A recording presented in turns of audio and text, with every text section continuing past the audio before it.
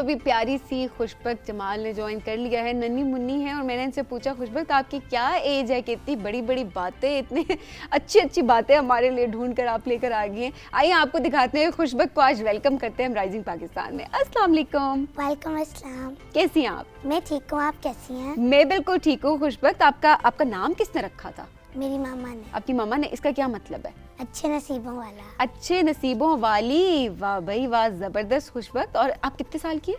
9 साल। 9 साल की। उस वक्त आपको 9 साल की लग रही है, इतनी नन्ही मुन्नी प्यारी सी हैं। और आपकी बातों से मुझे लग रहा है कि जैसे इतनी बड़ी सी खुशबक आंटी आ जाएंगी यहाँ पे और बड़ी बड़ी बातें करेंगी। नहीं?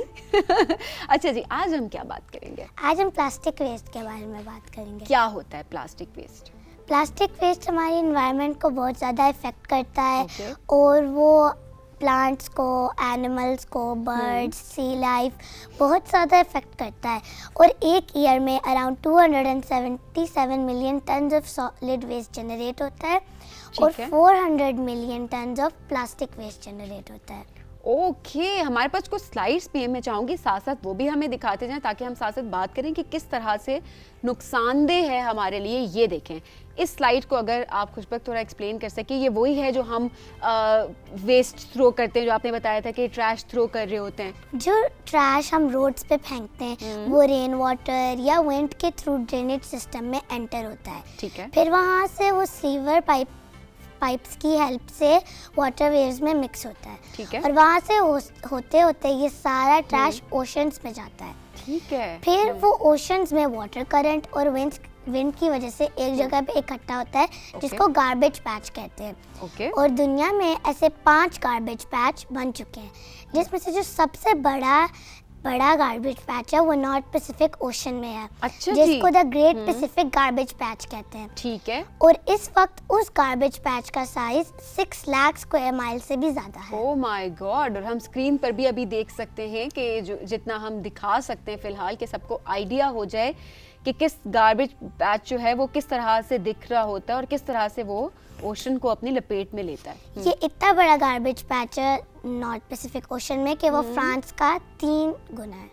अरे, तो ये तो देखे। और ये सारा मसला किसका है? ये सारी मस्ती किसकी है ये बनाने में? ये सारा ट्रैश ओशंस में हम लोगों की वजह से जाता है। हम लोगों की वजह से जाता है। और वो इस वजह से कि अगर हम कभी सी साइड पे जाते हैं, हम पिकनिक के लिए जा रहे हैं, वहीं पर आपने पिकनिक की, वहीं पर आपने वेस्ट को थ्रो कर दिया। और कहीं और भी नहीं, आपने पानी में थ्रो, कोई बात नहीं, पानी में ही तो जा रहा है, कोई बात नहीं। यही हम कर रहे होते हैं ना अक्सर। देखिए ये कितनी गलत बात है। और ये सिर्फ बच्चे नहीं कर रहे होते, इसमें हम सारा ब्लेम बच्चों को नहीं देंगे कि ये बच्चे कर रहे होते हैं। कोई नहीं, बच्चे रैपर फेंक देते हैं, प्लास्टिक फेंक देते हैं। नो, ये बड़े भी कर रहे होते हैं और बड़े ज़्यादा कर रहे होते हैं।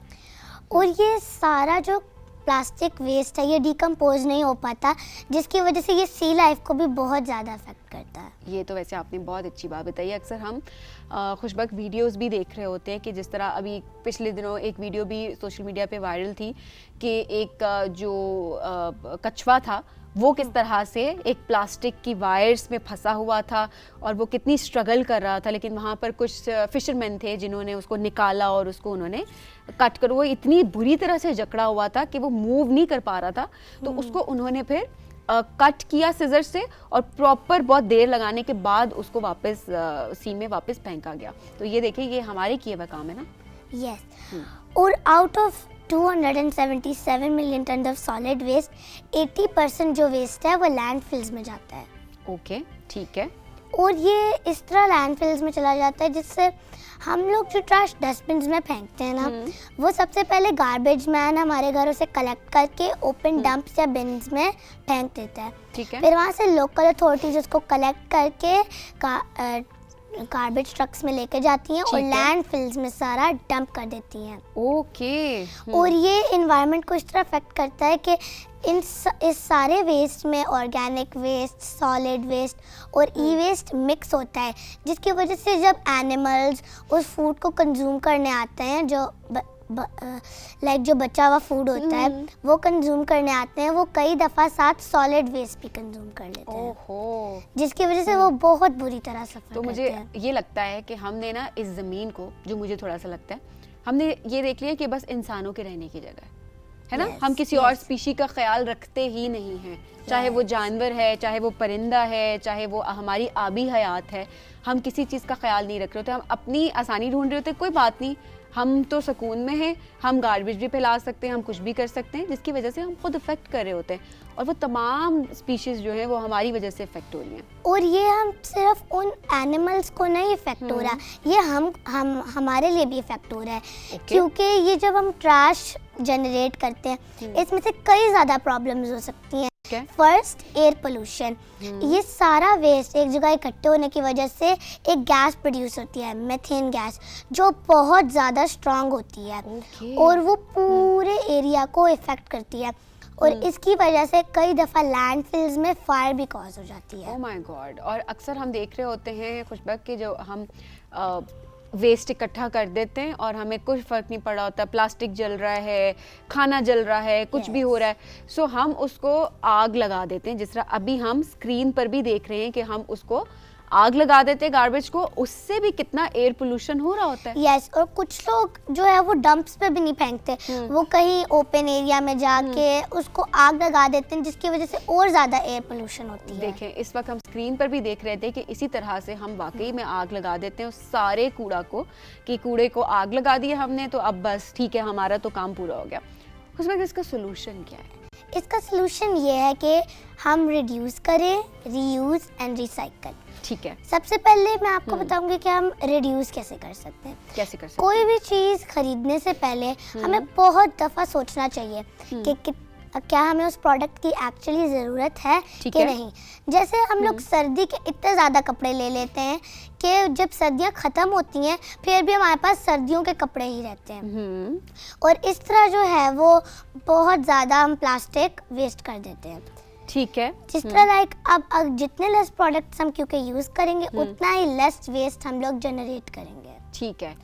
अब रीयूज़ हमारी एक आदत बन जाती है कि जब भी कोई चीज़ ख़राब हो जाती है हम उसको उसी वक्त फेंक देते हैं। हम ना उसको रीयूज़ करने का सोचते हैं, ना रिपेयर करवाना, क्योंकि हम मेहनत नहीं करना चाहते, क्योंकि हम मेहनत नहीं करना चाहते, यही बात। लेकिन एक्चुअली ये सारा जो वेस्ट है ये रिपेयर हो सकता है अगर हम इस वेस्ट को अपने घर में लाइक इसको सेपरेट करें, और फिर हम लोग जो वेस्ट काम का बिल्कुल भी नहीं होता वो हम गार्बेज मैन को दे दें, लेकिन जो वेस्ट यूज़ हो सकता है वो हम कबाड़ी वाले को दे दें, या कहीं और जाके किसी लाइक स्क्रैप डीलर वगैरह इस तरह किसी को दे दें। ठीक है। फिर वो उस सब वेस्ट को बहुत अच्छे तरीके से रिसाइकल भी कर पाएंगे और रीयूज भी कर कोई पाएंगे। बहुत सारी चीज़ें बना सकते होंगे। हमारा जो आर्ट एंड क्राफ्ट का सेगमेंट होता है, हमारी उसमें भी कोशिश होती है कि जितनी भी ऐसी चीज़ें हों, ऐसा कोई भी मटेरियल है जो कि हम जिसको फेंक देते हैं, हम कहते हैं बेकार है, अब इसका कुछ नहीं हो सकता,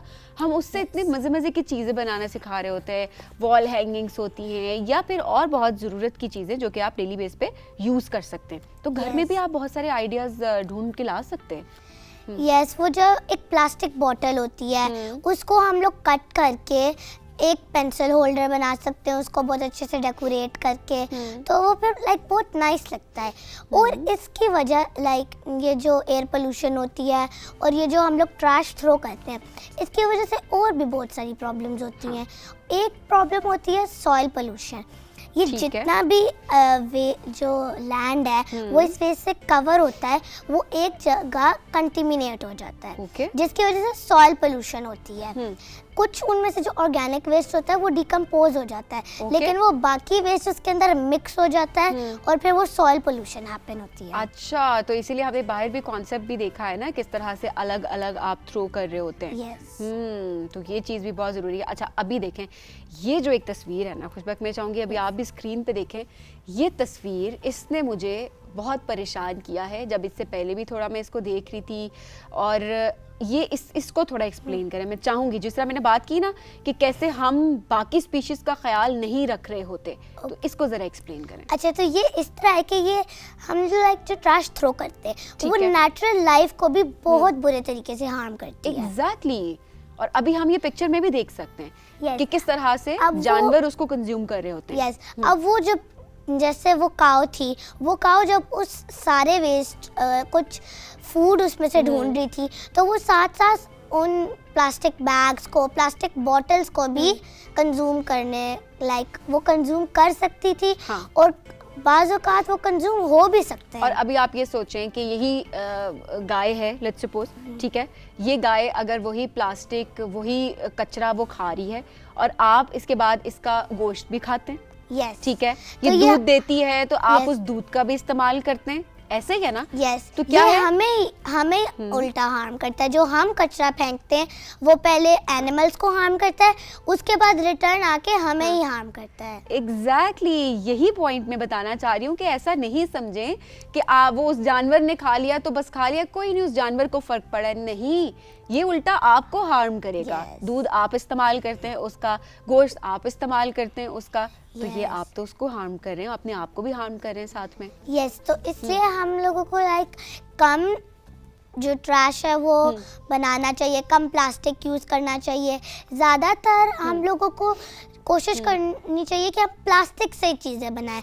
जिस तरह प्लास्टिक की हम ब्रिक्स बना सकते हैं। ठीक अगर है। हमने प्लास्टिक की ब्रिक्स बना ली तो ये जितने भी हम बिल्डिंग्स बनाएंगे वो भी इको फ्रेंडली हो जाएंगे। और या फिर हम से नो टू प्लास्टिक जो है, यस, से नो टू प्लास्टिक करते हैं। और हम लोगों ठीक को है। रिड्यूस, रीयूज और रिसाइकल करना चाहिए। ये बहुत इंपॉर्टेंट चीज़ होती ठीक है। है, और बहुत सारी ऐसी चीज़ें होती हैं जिसका हम कहते हैं ना कि नहीं, इसके अलावा तो कोई इसको अल्टरनेट हो ही नहीं सकता। क्यों नहीं हो सकता? आपके शॉपिंग बैग्स हैं, शॉपिंग बैग से हम लोग बहुत कुछ बना सकते हैं। एग्जैक्टली पानी की बॉटल्स जिस तरह होती हैं, आप उसको प्लास्टिक में मत पैक करें, वो तो वैसे भी सेहत के लिए अच्छा नहीं होता प्लास्टिक। Yes. पानी की बॉटल, पानी भी अगर उसके अंदर है तो वो भी कहा जाता है, जो हमारे हेल्थ प्रोफेशनल्स हैं वो कहते हैं वो वैसे भी अच्छा नहीं होता। और हमें प्लास्टिक की बॉटल से पानी भी नहीं पीना चाहिए। आपने प्लास्टिक का कम से कम इस्तेमाल करा है। कम कुछ से वक्त कम। आप सबसे बात करें, मैं चाहूंगी। जो अननेसेसरी प्रोडक्ट्स होते हैं ठीक वो है। यूज़ नहीं करने चाहिए। जैसे आप बहुत ज़्यादा क्लोथ्स ले लेते हैं अननेसेसरली, और साथ में आपको प्लास्टिक की बॉटल से पानी भी नहीं पीना चाहिए। और आपको अपने घर में चीज़ों को अलग करके कुछ को रिपेयर करा दें, कुछ को फेंक दें, लेकिन उन सब को एक साथ ना फेंकें। बिल्कुल जबरदस्त, इतना प्यारा सा मैसेज दिया है खुशबख्त ने हमें। और आप हमारी बातें नहीं सुनते कि आप कहते हैं बड़े हैं, बोलते रहते। इतनी छोटी सी नन्ही मुन्नी बच्ची को पता है कि किस तरह से प्लास्टिक हमारे एनवायरनमेंट को इफेक्ट कर रहा है, किस तरह से पोल्यूट कर रहा है, और उसके बाद इसके नुकसानात हमें खुद भुगतने पड़ते हैं। थैंक यू सो मच खुशबख्त, मुझे welcome. बहुत मज़ा आया आपका सेगमेंट करके, मुझे बहुत गपशप लगी। ठीक है Okay. अब बाकी बातें, बाकी गपशप हम ब्रेक में भी करेंगे। ओके चलें जी, हम चलते हैं ब्रेक की जानिब। ब्रेक से वापस आएंगे तो आपकी मुलाकात करवाएंगे डॉक्टर नौशीन से।